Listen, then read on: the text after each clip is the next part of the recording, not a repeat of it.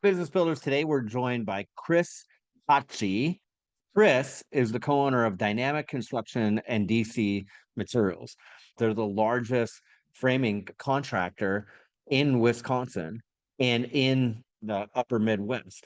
But what he's done is put together systems that provide both the carpentry work, the actual framing work, and he's also combined that with having the lumber yard so that he can package that all together. And so he's not waiting on materials and has control of that value stream. Chris shares his story of being mentored by others and how he got into this. And this is an episode that'll inspire you to think bigger and think beyond the conventional boundaries of your business. Chris could have stayed, quote, just a framer, and being just a framer can be a great business, but he thought bigger and thought about how he could bring more of the value chain together. Welcome to the Business Builder Way podcast, where we help business builders grow leadership skills and wisdom and stay grounded through hero stories. So let's get after it. Hey, Chris, welcome to the Business Builder Way. Hi, Wayne. Thanks for having me on. You bet. So you're coming to us from Wisconsin today, I am. and you have built a framing company, and the business is operating in a unique way. And you told me before we got started that you always like sharing and giving back and telling people what you're doing in your business, and that's perfect. That's what we're looking for here. So if you would, can you just tell us your story? How did you get to this point? Yeah, it's 28 years in the trades. So started out as a framing carpenter, 17 years old. I didn't do well in school and traditional learning. And when I put on a tool belt, something clicked and I was good at it. And I liked it. I liked being in the sun. I liked working hard. So 17 years old, learning carpentry, self-employed by 20. I had a contract to frame 26 houses over the course of a year with 2 employees. I had absolutely no business starting my own business at that age. So continued working in and out of different roles in the framing world, right? 2012, 2013, sort of thought the pinnacle of success was building large wood apartment buildings, labor only, having 20 employees, and keeping the money that was left over after the building was done being built, right? So I'm still wearing a tool belt every day. Got involved with the National Framers Council around that time, and I met these guys who were carpenters, but they were also more than that. They were very much businessmen. They had real legitimate businesses, worked in offices, had staff. And the big difference was they were buying and selling their own lumber along with their framing labor packages. So I decided that was the route I wanted to go. Anybody who's had to work into a supply chain ever knows that that's an uphill battle. It takes a lot of time to get the right distributors, parts and pieces. So after a couple of years of building relationships, I sold my first lumber package in 2019. Since then, over the course of the next 3 years, our company grew 1,126%. We haven't grown as rapidly since then, but we are continuing to grow and serve sort of South Central Wisconsin market. We're now the largest framing contractor in Wisconsin. We're the fastest growing building materials supplier. I just finished a yard expansion at my soon to open lumber yard. I added 100,000 square feet of gravel, a second building, and we're doing office build out as we speak. So yeah, that's the cliff notes on my time in carpentry.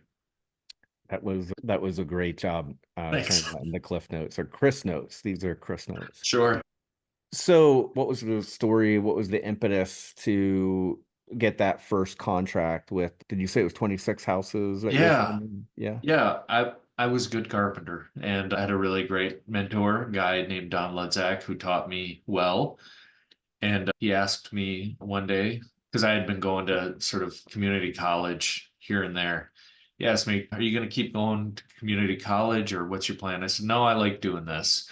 And he said, "Well, I'm moving to Minnesota. Do you want me to help you get out on your own?" I said, "Sure." Nice. So he said, "Okay, you've got to find a guy that I can teach." And he taught this guy for the next 6 months and then got me set up with the right contacts to get that contract. Yeah. That's really great. Yeah. And yeah, and I have a I mean, I think a lot of people do, but I've got a mentor story like that. Yep. So Don must have been a gem. He And is, and I still keep in touch with him. I think he gets a kick out of talking with me and sort of hearing sure. what things have happened in my career. So Yeah, that's really neat. So you did that, and was that did that get to be kind of a growing concern, like a business, and same thing, like did you have a building and trucks no, and it was just a trailer, right? And so most guys, I'm no exception. Most guys start their framing company and they have this plan that they're going to build houses and then they're going to train another lead guy who's also going to build houses for them. And that's how you're going to grow. It usually doesn't shake out that way. Usually you get someone on board and that's a low barrier to entry, single family homes. And so you'll teach these guys and then they soon realize that all they really need is a pickup truck and a skill saw and a nail Mhm. gun, and they go out and get their own contracts. So that was my plan, and it didn't quite work out. And that's sort of why I moved. One of the reasons I moved into the multifamily, easier to scale.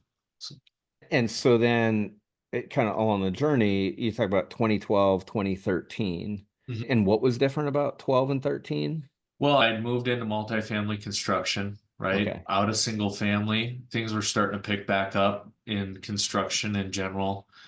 And so After the whole recession and after the whole everything, recession right? and nobody's really struggling as much, right? And so that's when I started dynamic construction, current iteration of my framing company. Okay. And again, just labor only multifamily framing contracting, right? So if I'm a lead carpenter, I can build a single family home in 2 weeks, right? And that's 2,000 square feet with two other guys. If I'm a lead carpenter on a multifamily building, I can build a 60,000 square foot building in, at the time, it would have been about 8 weeks with 15 guys. And it's a lot more money involved. There's a lot more moving parts, but if I control all of them better, then I'm going to be more profitable. Gotcha. And Yeah. then you joined the framing National council. Framers Council. Yeah.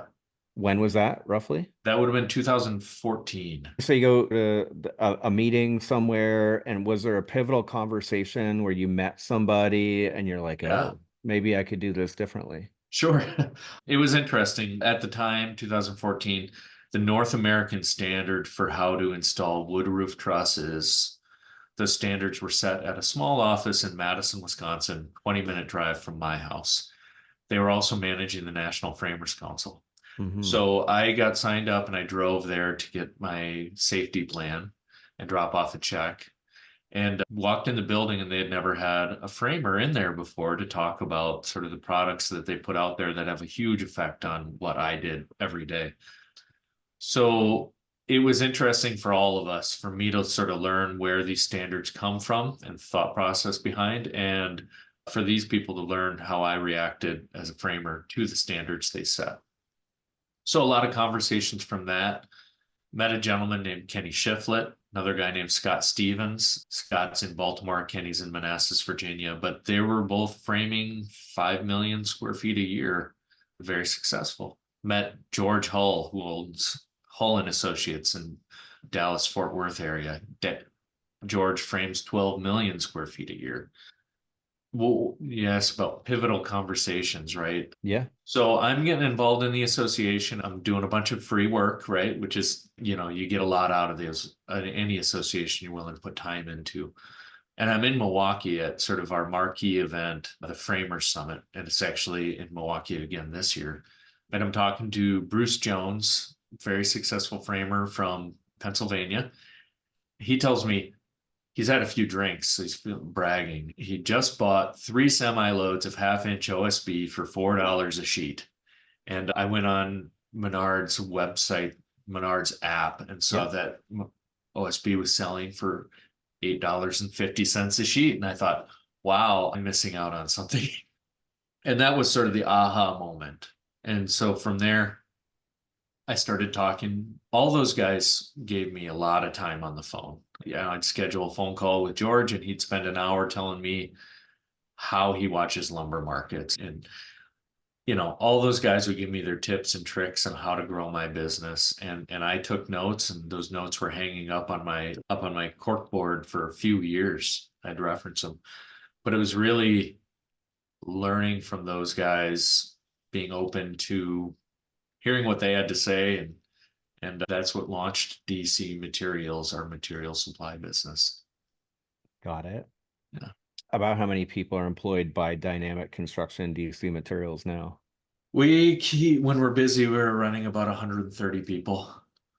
And do you have, so you said you're doing this lumber yard and you're going to have administrative type buildings there, Yep. plus the gravel lay down and whatever else you do for racking or whatever. Yeah, storage, the whole thing.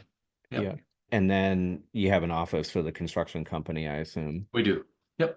Right. And what is your journey? But Chris, how have you changed? How have you transformed from framer to great? And for anybody not watching, his eyes just got real big. I love that. Like, yeah, how have you changed? I mentioned I didn't do well in school. I didn't have any confidence. I didn't think I was a smart person. One of the things I love the framing industry because framing has given me the confidence that I have now in life. So the first thing I was really good at made me realize I was smart, and I was smarter than most of the other guys who were doing what I was doing at the time. That confidence parlayed into me being able to go from really seeing myself as a framer, which I still do, but also seeing myself as a businessman and an industry leader. Being able to understand that I can take on these roles and think of myself as more than just a framer has helped me understand the things that I need to learn, given me the confidence that I need, right? I got a family relation who is an executive in the airline industry, meets with senators, meets with all kinds of very important people. As my company's growing, I asked him, what's it like being in those meetings? What's it like being in those rooms with those important people? And he sort of laughed and he said, Chris, the more and more I move up, the more I realize there are idiots at every level. Right? Sure. Right.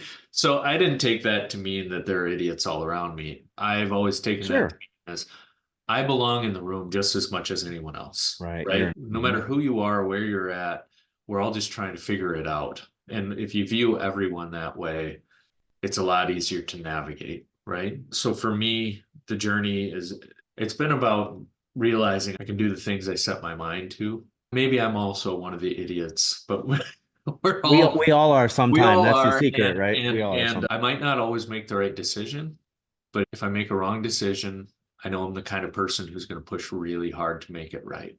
I tell this story a few times. I missed a spec when I first started selling wood. It was a big deal. Hardwood. I needed some fire treated Doug fir larch number 1, right? Which doesn't exist in the Midwest. Found out that I needed it at 8 o'clock in the morning. These guys needed it the next day to start building a huge, huge project, biggest contract I had ever had. I missed it. A bunch of people along the way missed it. 8 a.m. figure it out.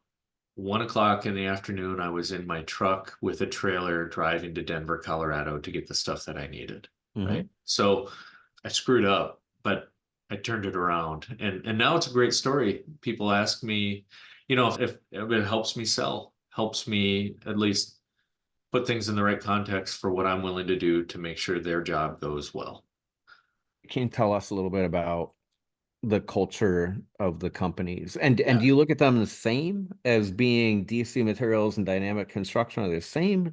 Are they different? Yeah, that's a great question. Part of the onus to starting DC Materials is I was sort of the make or break on my jobs, and my profitability somewhat depended on whether or not I had a motivated lumber salesman who was going to make sure that I got what I wanted when I wanted it, right?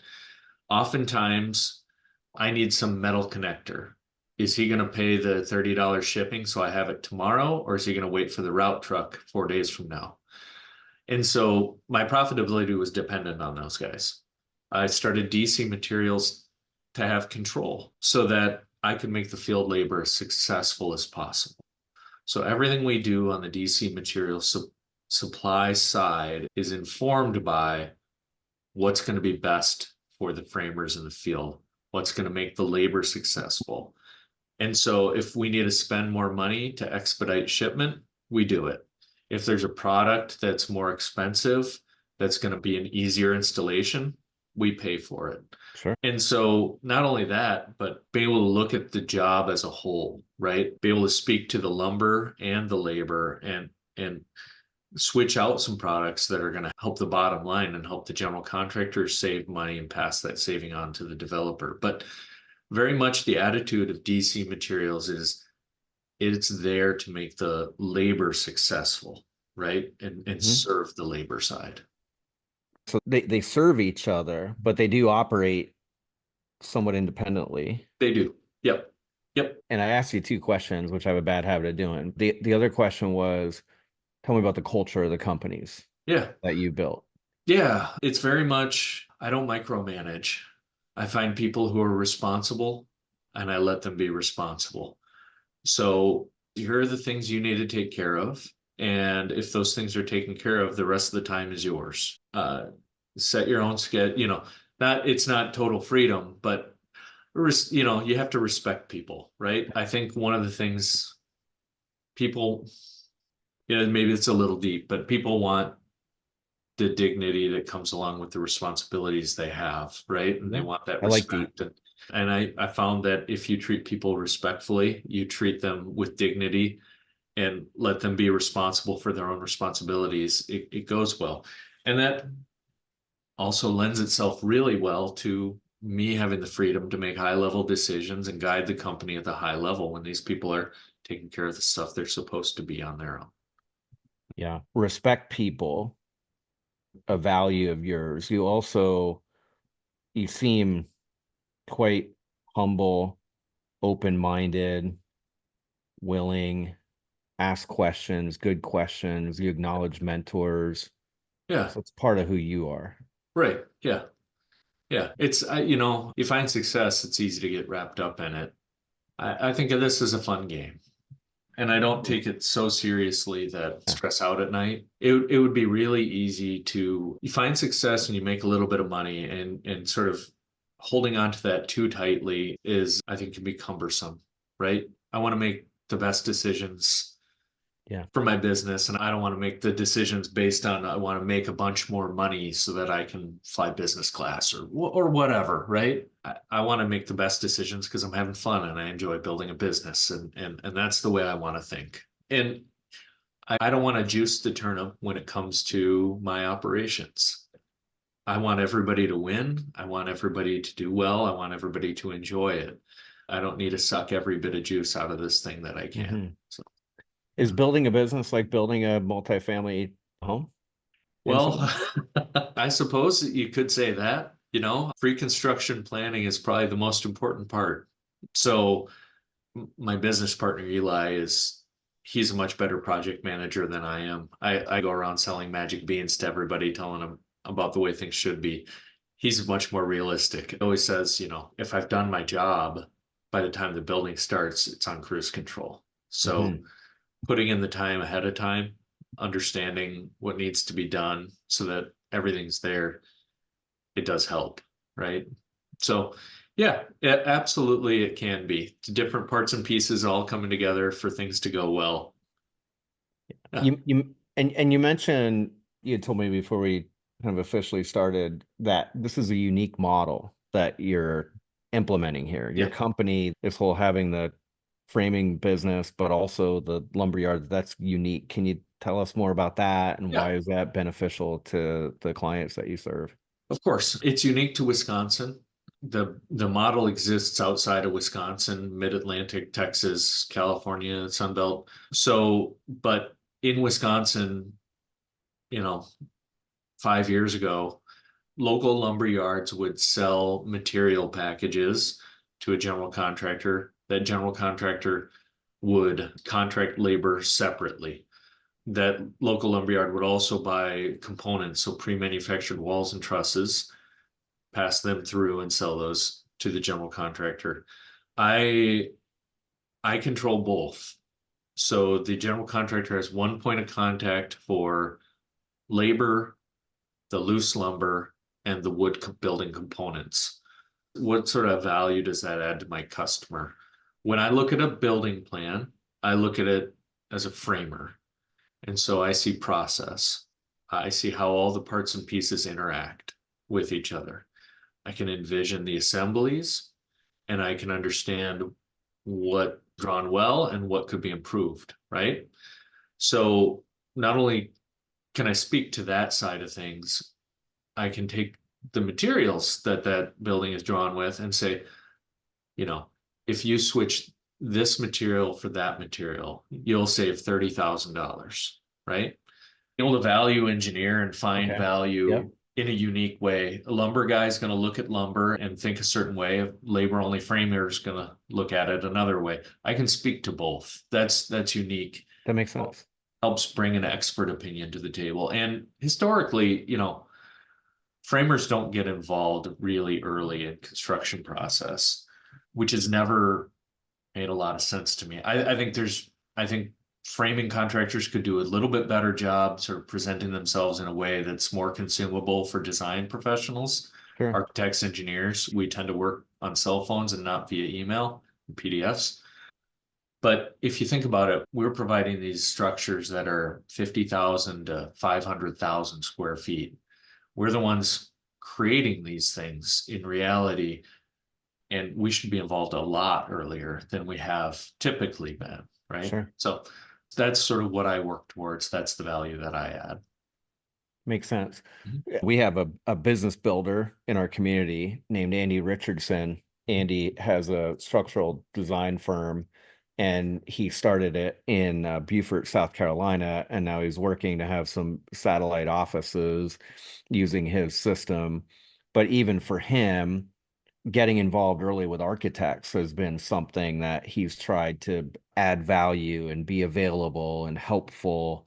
And then, of course, hopefully then that leads to him getting the job, but also being able to have the job and have it in a state where he knows he can do his best work rather than just being sort of stuck with whatever. It's like kind of too late because somebody has bought into that architectural vision before they Sure. ask, is this something we can even do? Absolutely. Yeah. Getting in early is a huge component to it all. For all of you that do Absolutely. this work. You remind me, I just to ask a question. We've got another business builder. His name is Matt, and Matt owns a company called Modus Construction, and he was building hotels for a big GC. He started out swinging a hammer and being a carpenter, and now he's got a company and they're building 2 hotels. And I always tell him he's kind of like the guy on Monopoly. I'm like, you've really built a hotel. You build similar, right? You stack all little houses together and you're actually building those things. Yeah. So he's just done a premier property in the Poconos, beautiful place, and now is working on a property that's owned by one of the national hotel chains in the Lehigh Valley in Allentown.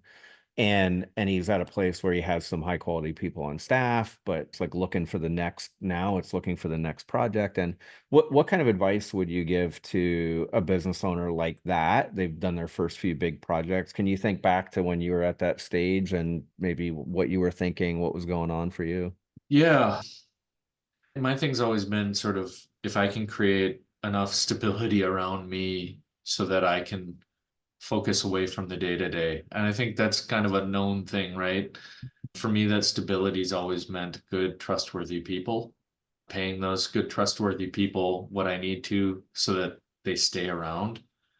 You start thinking about how can I use equity to ensure that I'm going to have key players for a long, long time. Because if I'm freed up and I give away some of the pie, I can grow the pie. So are there software solutions that can help me with, what am I spending my time doing? And is it really a waste of my time at this point? So thinking about those kind of things, not getting hung up on or having so much hubris that I think that someone can't do what I'm doing. I think that's easy to sort of fall into. Nobody can do estimates the right way if I have to be doing the estimates. So sort of for me, being able to have that mind space open to think big, think about the next thing, investigate opportunities, options, software, vision casting. That's what gives me the ability to continue to grow.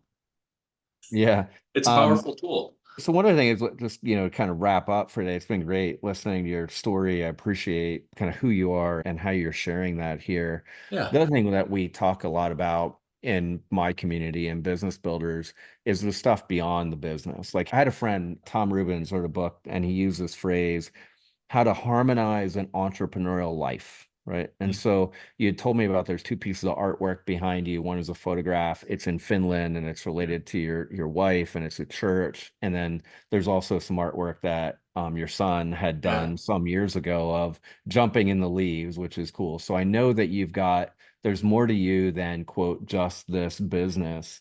Yeah. How do you harmonize this entrepreneurial life that you have Yeah. and keep focus on other things that are important? I don't know that I would say I've harmonized it, but I would say that I'm constantly cognizant of it. You know, I think I'll say this, my family is important to me, my kids and that experience and my relationship with my wife and all of our time together, it's incredibly important to me. I place a very high value on it. And I keep my mindset that I love my business, but I keep my mindset that the business should be, and needs to be secondary to all those things. However, man, it's a constant struggle, right? Yeah. Do I want to pick up my son from school, walk with my daughter, drop her off for her first day, and did that this morning? Do I want to catch up on emails? So I kind of we have family dinner every night. That's non-negotiable. Sporting events, all that stuff, those are all never miss things. I got a wife who's incredibly gracious with me. And so when I need to work at night, after the kids are in bed, she's all good with me going down to my office and pounding out emails for a few hours. I don't know if when you're in a growth mindset, I don't know if you ever get to that sort of harmonized spot. I've got a huge amount of growth in front of me if I want it. I don't think I ever want to be sort of a nationwide framing contractor, even if that opportunity is there. Mhm. So while I'm growing, I'm finding a balance. And I think once I sort of feel like I've achieved what I wanted in terms of growth, then I think the harmonized part comes in. But right now, all I can do is keep pushing back on the business and making sure that my family it's a higher priority. And that really just translates to time. I mean, there's Yeah. no way around that. Yeah. I made notes while you're talking Yeah. and I wrote constantly cognizant of it, Yep. constantly cognizant. Our time together is important. I love my business, but just the fact that there's a but there, Chris. Yeah. I love my business, but I can see that it's not everything, right? Yeah. And then you said non-negotiables. There's certain non-negotiables that you've established that you're going to show up for. That's beautiful. And then the other thing that I really thought, Chris, is I have a good friend who's a pastor locally, but he's a high growth pastor, excellent speaker, sought after to go do weekend retreats and things like that. Yeah. And we would go and sit at the local diner and draw on the back of the placemat. And one of the things we drew one day was balance. It had to do with balance. And it was like balance, what we talked about, and I heard within what you're saying is balance is a verb. It's a verb.